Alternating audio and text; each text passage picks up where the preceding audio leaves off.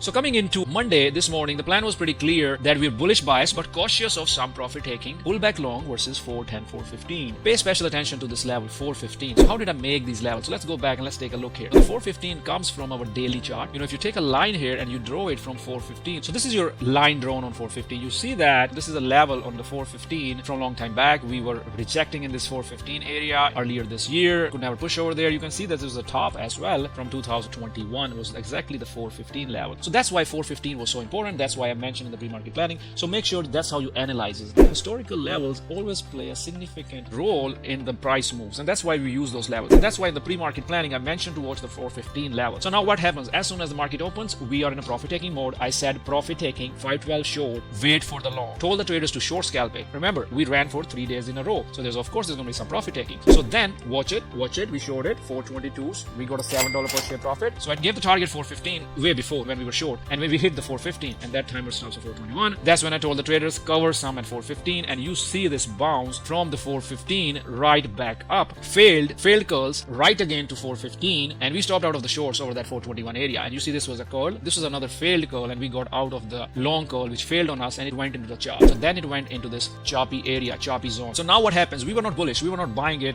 If we were buying it, I told the traders to only buy versus 415. This is a C minus long. If you buy versus 415, there's a buyer there. You can risk that. But even when it's coming down like this, you have to stop out of 415 because it's still under the clouds. The long was a C minus long. We did take some longs here, but again, you have to take profits. It's a scalp. And watch what happens when the 415 breaks. Boom. So we 415 breaks. That's when I told the traders. I initially told the traders there's no trend in this choppy zone. No trend. So basically leave it. But then I had some price alerts set on 415 for my traders so they can attack the 415 area on that. So as soon as the 415 breaks, the 415 was gone. Told the traders do not chase any longs. It's gonna do the gap fill. So that was the beauty of that fade. You could short right here. Your stops like $2 stops here of 416, 417. Take a short right away on the 415 breaks. You could make another $12, $13 per share profit. That's exactly what traders did. There's a gap here and it's been running for a few days. And of course, we did a bounce again. Another lesson, the support resistance here. This was the level, which was the resistance in the pre-market. That's exactly where it bounced, and then it closed the day. So that's how we traded, guys. These are the concepts. Use these concepts so you can trade successfully Tesla, long or short. Come to trade with Ripster. Join the community at www.tenettradegroup.com.